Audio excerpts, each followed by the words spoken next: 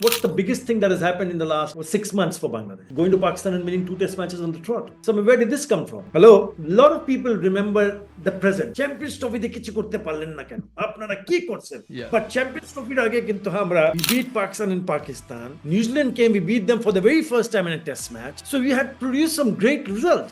2007 we beat India first match, ICC Cricket World Cup in the Caribbean. And it was a hot team. India was supposed to win the World Cup. And they were knocked out by Bangladesh. So when they started producing those kind of results, the fan base, youngsters, or maybe the people who love cricket started to realize, no, I think we can go and achieve bigger results. It is a disappointment. I mean, it will always be a disappointment to see these players, starting from Mashrafi Murtaza to Shakib Al Hassan, in between is Tamim Iqbal and Mahmudullah and Mushfiqur Rahim, not been able to lift a trophy. Obviously, these are like great ambassadors to the game, iconic players, inspires millions and millions of people to go and think, yes, I can also do this. And I think this lot, this under-19 World Cup winning lot, has got something different in them. And they will do something special. So, who is your favorite person to commentate with? And if you've ever had a favorite game that you've commentated as well? I'll let you know a close thing, a secret, right? Ladies and gentlemen, today we have a very special episode with a very special guest. A former Bangladesh Tiger himself turned into one of the most renowned analysts and the voice of our nation at abroad and home. It is a man who needs no introduction, despite my small introduction, Mr. Athar Ali Khan. Mr. Athar Khan, how are you? Alhamdulillah, I'm fine, thanks. And you guys? All good. We're really lucky to have you here. So I think we all know what we're here to discuss. We're here to discuss some topics regarding to our national team, Bangladesh, where cricket is going. Maybe Abraz, what do you have for us? Yeah, I mean, I think it's a perfect time to be talking to Athar Ali Khan, just because I think it's a time when Bangladesh cricket is at a pivotal moment. We've got 4 of our 5 greatest cricketers in our history retired from all formats now, and I think it's just one of those periods where it's a big transition period for the team. And so I think I'm just gonna go ahead and start the conversation by asking, what can we expect coming now in the next few years from Bangladesh cricket with all these changes? Well, to be honest, I mean, if you look at the players who have given so much to Bangladesh, you mentioned about the 5 pillars of strength for Bangladesh. I mean, Mushfiqur Rahim is still playing Test cricket. He's on the verge of playing 100 Test matches. I think he's on 96. He needs another 4. But eventually, when the time comes, he will also have to part ways and make way for youngsters. Well, you also mentioned that it's a transitional period. So whenever it's a transitional period, there will be results, because if you look at general people, the lovers of the game, the cricket fraternity, it's all about how can one team do better in all formats of the game. Better bola maneta hocche what kind of result you will be able to produce. Why are you asking me that? Because you want to know, or maybe the people who are watching us would like to know amader bhovishote ki hote pare. What can we expect from Bangladesh? First of all, expect better things. I always believe that no matter who plays for which team, we are talking about Bangladesh. Yes, we had great players, I mean, for Bangladesh, starting with Mashrafi Murtaza, Tamim Iqbal, Mushfiqur Rahim, Mahmudullah. And with these players, when you see, and Mahmudullah Riyad, I mentioned him as well, right? With these players, the services, I mean, if you look at their record, I mean, I know it's people will say that আমরা তো কোনো কিছু জিততে পারলাম না, কাপটা জিতে নাই. That's where it hurts, especially for young people like you. We have seen them play for a number of years, but we haven't seen them lifting a trophy. So it is a transitional period. It will happen, inshallah will happen. It is always my belief that Bangladesh will do better in future. And I think it's time now for the young guns, people who've been playing cricket, the young team, especially the members who participated in the under-19 World Cup in 2020, out of the team, I think it's 9 or 10 players have already made the cut for Bangladesh in different formats of the game. So it's about time for them to hold the flag and make it fly higher by performing. Again, it's about performance. I think we have a bright future. It will take time, so don't get disappointed. You got to be patient. Uh, as as a test playing nation, it doesn't happen just like that. Yes, and Shakib Al Hasaner kotha bolan, that was the fifth one. You know, we all know him, one of the finest Of in the course. world. Finest in the world. You can't deny the fact. So these five players there, these are big boots to fill for these youngsters. So we're looking forward for people who've already played for Bangladesh. People like Ridois, you know, Jakir Ali has been a sensational for Bangladesh team. So if they get their act together, Tanzid Hassan Tamim, Madison Miraj is a matured player, you know, looks good. Litun Kumada should be one of the other players who should be able to take a little bit more responsibility to take this team ahead. So all in all, I think the answer would be I'm looking forward to some exciting days. It might take a bit longer, but I think it will happen, inshallah. Yeah, I think you mentioned something in the middle of all that about how it can get frustrating for us younger fans, especially because we haven't seen a trophy being lifted by our country. So I think my next question is like these five players, as well as like other players of Bangladesh, have had the talent, right? They like you mentioned Shakib Al Hasan, he's one of the top all-rounders of all time, like probably top three or top five of all time, especially in the shorter formats. And so my question is, what was their shortcoming, and what do you think this next generation needs to do differently than the previous did? Because they had the talent, like the next generation also has. But was it something more like mental or emotional that stopped them from winning? And what can this next generation do different? You see, I mean, I'll take you guys a little bit more backwards. You know, if you we've always for some reason, whenever we've played the under 19 level, we've been able to compete well, not just winning the World Cup, and to look at under 19 Asia Cup. We're Right, the yes. champion, and we won against India just recently. So in that level, we flourish. We have like some brilliant performances as a team. You know, individual performance matters quite a lot. But what matters when you're playing a team game, again, the end result, accumulated performances, getting it together, getting it right, and then producing the result in the end. So I think Age Jokhon Amra, when these players played, I don't think we had that many opportunity when they started playing cricket. Remember, we never used to play. I mean, we had to wait for a couple of years to play a couple of games. It started slowly, but in the last 5 to 10 years, we played so many games. Even in this period, this FTP cycle, Future Tour Program cycle, Bangladesh will play more matches than anybody else till 2027. So this is a great opportunity. I think this is a great opportunity for Bangladesh to be able to understand what they need to do. It is a disappointment. I mean, it will always be a disappointment to see these players, starting from Mashrafi Murtaza to Shakib Al Hasan, in between is Tamim Iqbal and Mahmudullah and Mushfiqur Rahim, not been able to lift a trophy. The best we saw from them was a Champions, what was that, 2017 Champions Trophy semi-final. That was the best we've. But Yeah, and then the Asia Cup finals as well. Asia Cup, yeah, your Champions Trophy is like a big, Right. bigger picture. Mhm. The top of the, you need to qualify, and the top 8 teams play. You need to be at the best when you play the qualifyings to make sure you have enough points to go and be a part of that top 8 teams in the world. Asia Cup final, yes, but they've also shown that they were capable of beating Australia in Cardiff in 2005. Right, in a one-day international. 2007, we beat India first match. If you remember, ICC Cricket World Cup in the Caribbean, Mhm. and it was a hot-shot team. India was supposed to win the World Cup, and they were knocked out by Bangladesh.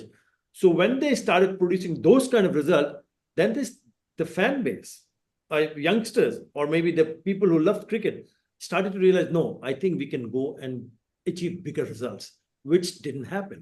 So কোথাও তো lacking আছে, maybe mentally, আমাদের হয়তোবা not strong enough to understand, because it's not about only 5 players. It is about 11 players. It's about the Right. squad. It's about the quality of cricket that you play domestically also. You guys have to understand that too. Yeah, South Africa, New Zealand, England would practice immensely to make sure that they understand how to play spin. But that trend started to change now. And they've started to produce more grass on the pitches. That's why they've started to produce more bowlers. Now we have a battery of good, solid seam bowlers, starting with Tuskin and company. Nahid Rana is a pace sensation. Never heard about him. All of a sudden, he comes and bowls thunderbolts 150 plus Ks, you know. So if you can produce these kind of players, then surely you've got to start winning tournaments. I think mentally you've got to be strong enough to understand what you should be able to do. Look at Jakir Ali, how he started his career. Ridoy scored that 100 after 35 for 5 or something like that in that Champions Trophy when he got that brilliant 100. To be able to produce the result, I personally feel that we have, at the moment, without these 5 players, we have a very strong bowling attack. And if we can sort our batting top order, 1, 2, 3, 4, 5, then we'll start to win matches, more matches, maybe lift a trophy. Um, yeah, no, I think that's a beautiful answer to that question over there.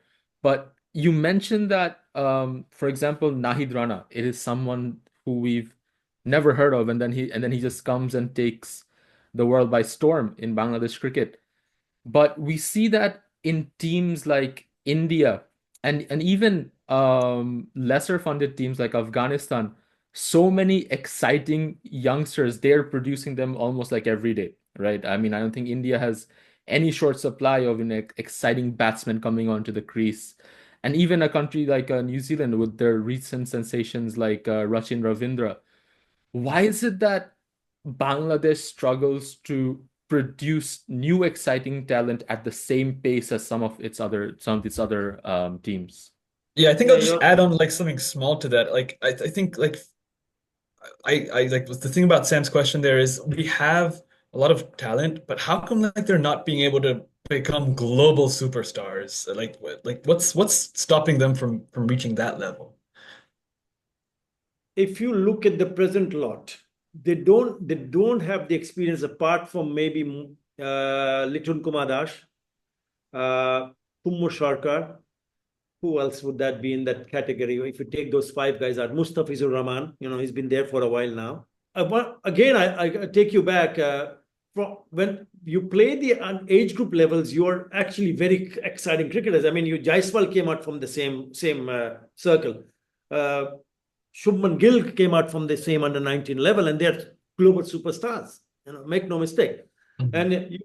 And that's a very good question, because if they can produce that, why can't we? It's as simple as that. Yeah, we same conditions. We play the same format. Play it, for 4-day matches. We play T20s and we play ODIs. What's happening there? So I think the bigger picture is how one can. It has to be the board.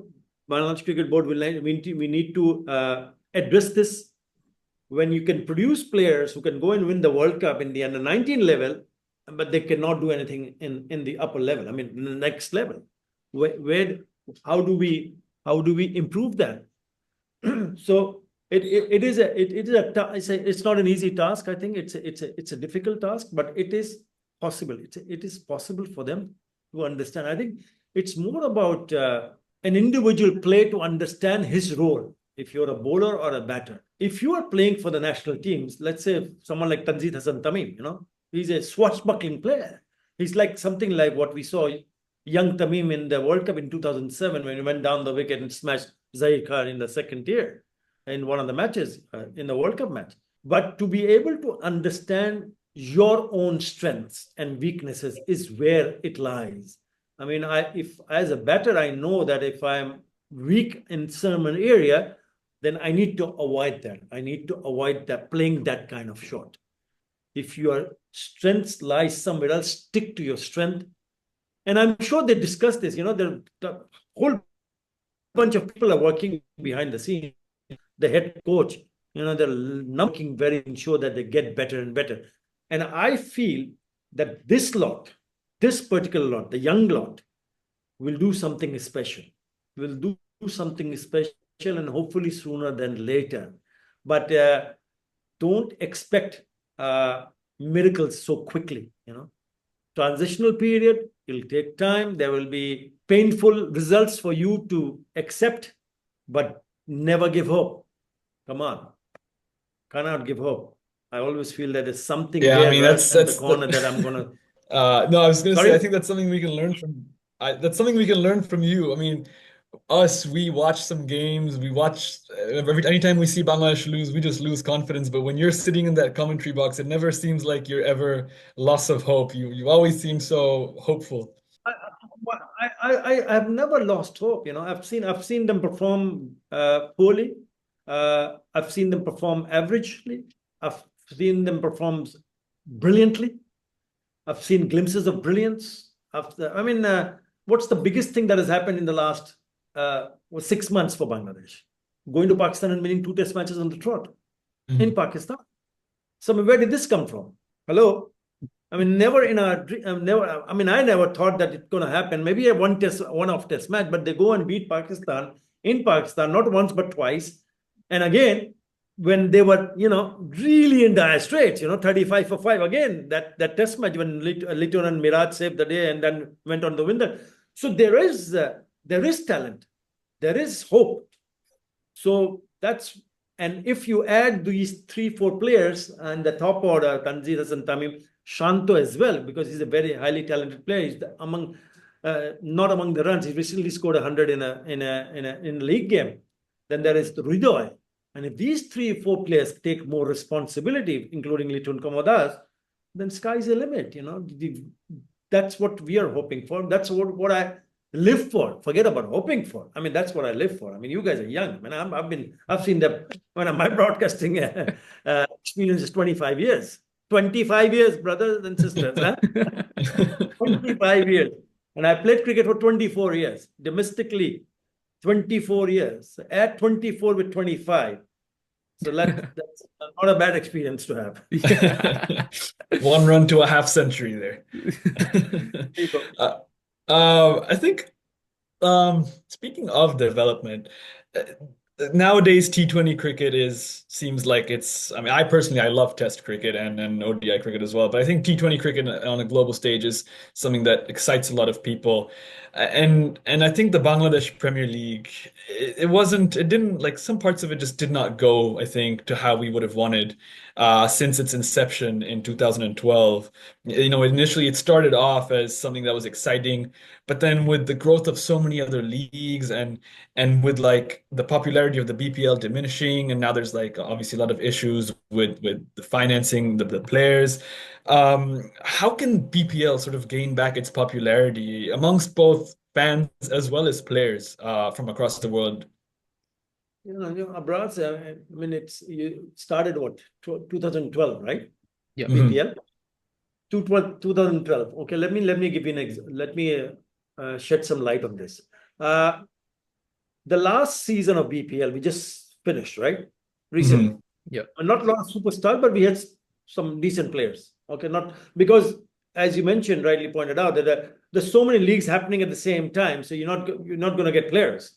You got Dre Russ coming in for just a final and did nothing all, and his team lost. You remember that, right? So, but having said that, this is the very first time this year in BPL, teams have scored more than 200 runs, almost, or not what, how many times? 13 times. 13 times team have scored beyond 200 runs in a match. They scored, I think it was 8 times, 800s was scored. This is the most ever in the history of BPL. Teams have scored more than 200 runs. Number of centuries have been the most. And the best part was the crowd. The crowd itself was jam-packed, not only in Dhaka, but also in Sylhet and Chattogram.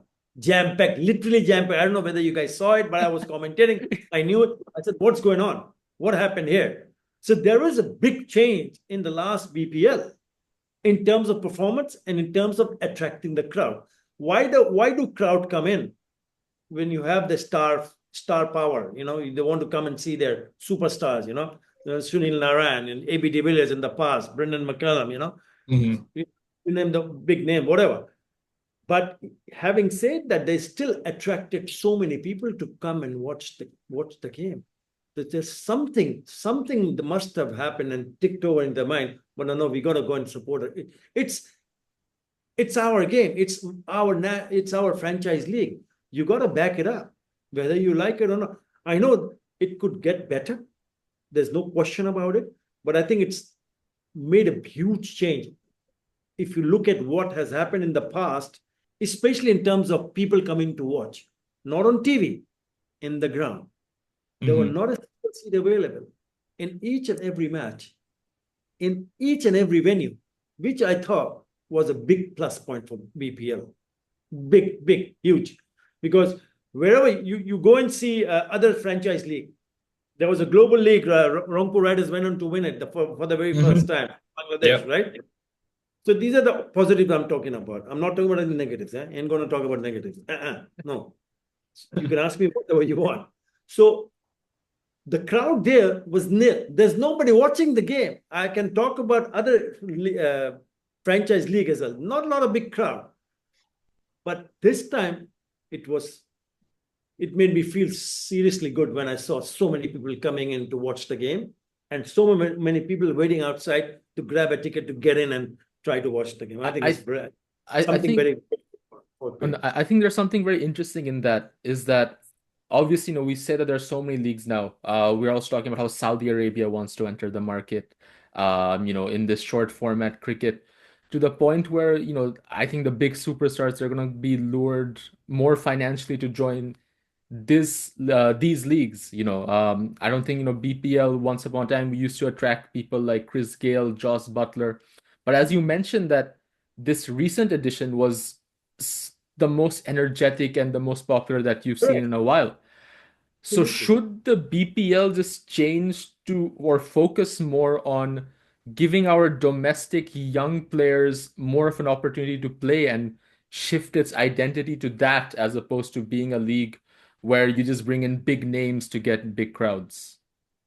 You say to be able to sustain and to be able to make sure the tournament is a success. How do you define a tournament as a successful tournament?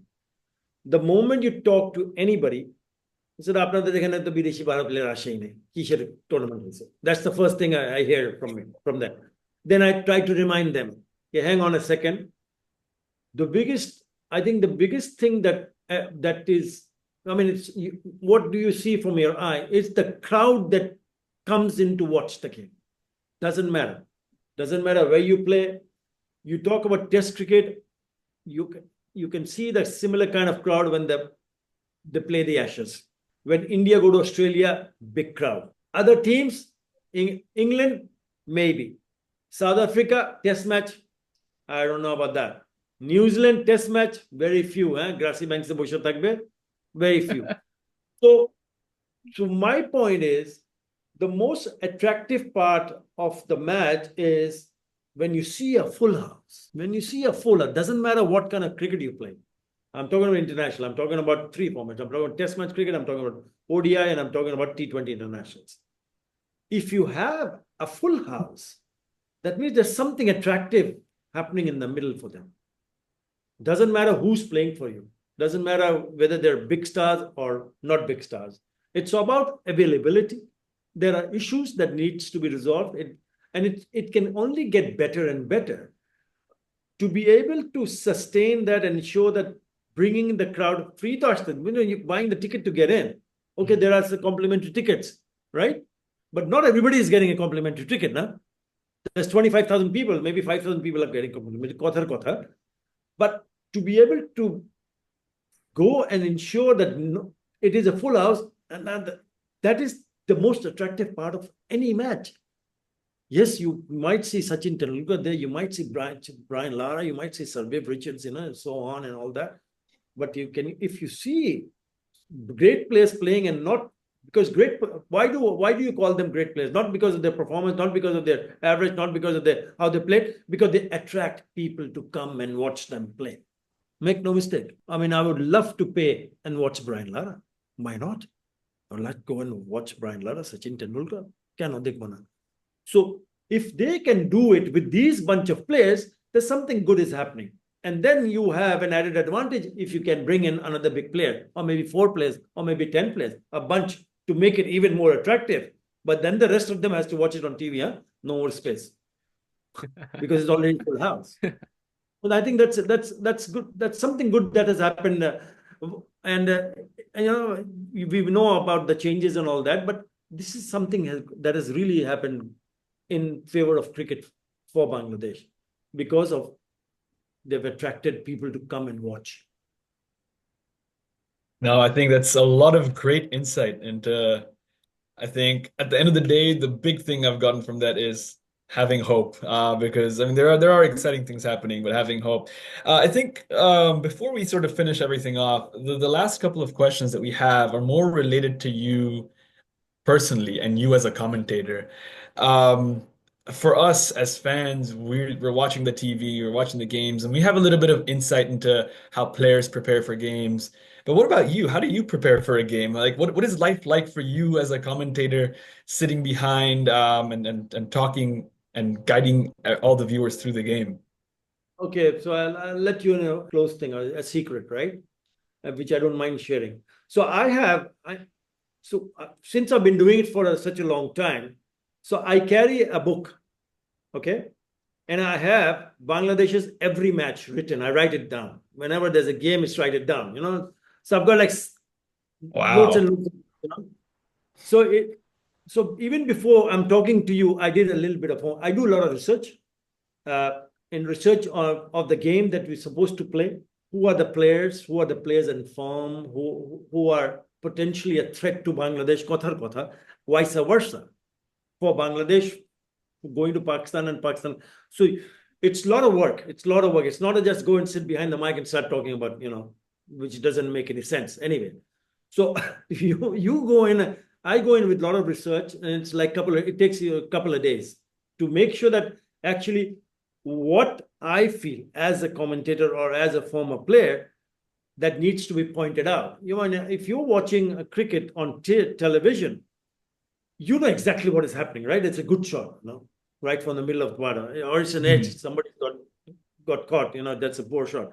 But there's something beyond that, and that is where our experience as broadcasters come in, in terms of analyzing the game, and in terms of also thinking what should be done so that opposing captain or the batters or the fielding side should be doing this to make it a little bit more difficult for the others. It's all about making life difficult for others.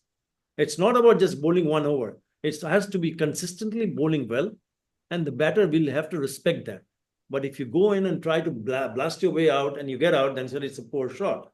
So we analyze, we research, and then each and every person has his own opinion. Like you have your own opinion, Sam has got Mhm. his own opinion, and I have mine opinion, and we have respect for each other. But that's a lot of work, It's a lot of work, a lot of research, and ensure that we the points that we make stays, and we bring it out when we feel it's the right time to bring the point out. Yeah, no, I mean that's a very lovely piece of information that you just shared with us. This gave us a look into how you go into these. But I just want to come to one just point here, and that is you mentioned how you've been broadcasting for 25 years now. We see that some of the most iconic voices in sports like football, right? You have someone like Peter Drury or journalists like Fabrizio Romano. They don't necessarily have athlete backgrounds coming in to their job. Whereas in cricket, it seems that most of the iconic voices, most of the commentators, they were all ex-athletes at one point. Do you see that maybe a change in trend where you have people from journalistic backgrounds or other backgrounds coming in and into the broadcasting arena, into the journalism arena? It has started to happen in Bangladesh, but there's a lot of commentators have come in and now do international commentary. And the journalist background, there are other guys as well. But you see, when you see an ICC tournament, I mean, it's the pinnacle, right? It's right at the top. Nothing Right. bigger than that. You can talk about a franchise league, but the biggest is ICC tournament. So when you see an ICC tournament happening, you can always see, apart from maybe one or two, there are former cricketers. Why? Because they feel, in my opinion, they feel that the person will be able to give a little bit more insight because he's played the game for his country. Mm. He shared the dressing room with the players. And when he played, what went through your mind when you played as a player? And what happens now? Because do you see any difference? Is there an improvement? Because when we used to play, there would be a coach and an assistant coach, and that's it. Now, coaching staff, each team has 10 to 12 people to help you out. 10 to 12 people, right from the bottom to the top. So it has changed leaps and bounds, particular technique, there is a person to tell you this is what is wrong or this is what is right. Never happened with us. So I think, again, you talk about transition, you talk about evolution, you talk about how it has gone from here to nowhere. I mean, 20 years back, nobody thought that 2020 cricket is going to take a cricket list like a storm, So I think that's where former players have a bit of advantage. But I'm not saying that anybody else with a different background cannot become a very fine commentator or a broadcaster. Definitely he or she can. But to play the game, I mean, a lot of times I've been asked to go and say something on football. I said, hey, I've never football. I cannot do it because I don't watch that much football. I really don't know. I know I watch big teams playing on TV. So I really cannot hold myself in expertise in terms of soccer game. I'm sorry, because I played cricket. I mean, I hope I'm getting that point across to you guys. Yeah. And it's not my call. It's always their call. It is always their call. It's got nothing to do with us.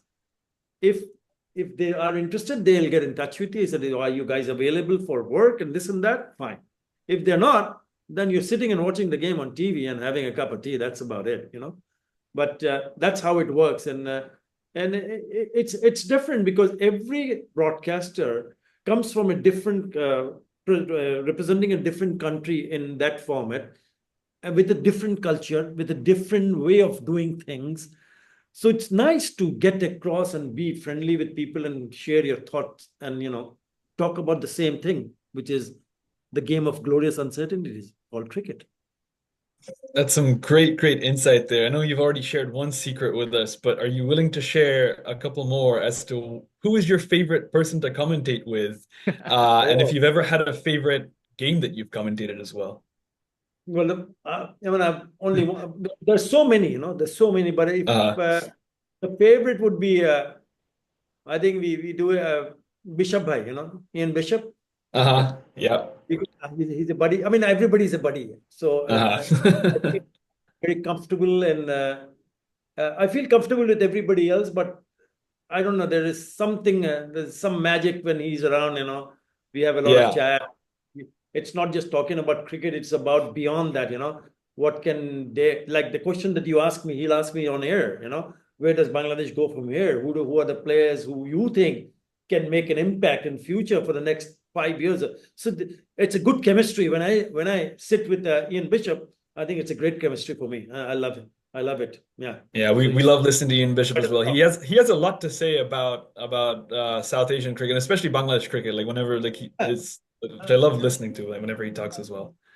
I mean, everybody is a very nice person, Initially, when I started doing broadcasting, so Bangladesh would hardly win any match, right?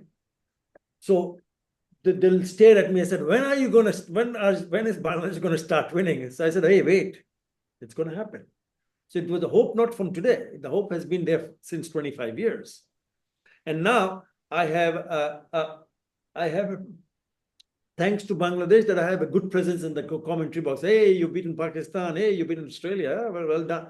So it boosts me, and that is only because of the fact that Bangladesh team, whether you like it or not, has produced some really good results in the recent past too. I mean, a lot of people remember the present.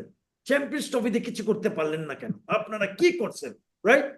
Yeah. But Champions Trophy আগে কিন্তু আমরা we beat Pakistan in Pakistan. New Zealand came, we beat them for the very first time in a test match. So we had produced some great results. But people tend to forget that. Unfortunately, sadly, very sadly. So Yeah. you're judging, people are judging on the present performance. And remember, আবার পাঁচটা pillar কিন্তু চলে গেছে। Building এর নিচে যদি pillar না থাকে তাহলে ভেঙে পড়ে যাবে। বাট এটা ধরে রাখছে। And remember that they've also won games without these players as well. Pakistan ছিল না এরা। Remember that. So they have achieved some good results without these players. I mean, obviously these are like great ambassadors to the game, iconic players. Encouragement to the youngsters, younger people, even more younger than you, to look up for someone like Tamim Iqbal and Mashrafi Murtaza and Shakib Al Hasan, Mushfiq Urain, Mahmoud Riyad. Why can't we one of them too, right? So it inspires millions and millions of people to go and think, yes, I can also do this, maybe in a better way. And I think this lot, this under-19 World Cup winning lot, has got something different in them, because otherwise they wouldn't have won the World Cup. Forget about that. World Cup. Just think about that. Under-19 World Cup. It's a big thing. Huge. And they will do something special. Inshallah. Inshallah. I think that's a really, really great way to end off this video with a lot of great advice from the one and only Athar Ali Khan himself. And thank you so much for joining us on our podcast. It's for having me. It's a great, great privilege to be able to hear from someone who's worked so closely with the Bangladesh cricket team as to what we as fans can be expecting in the next couple of years.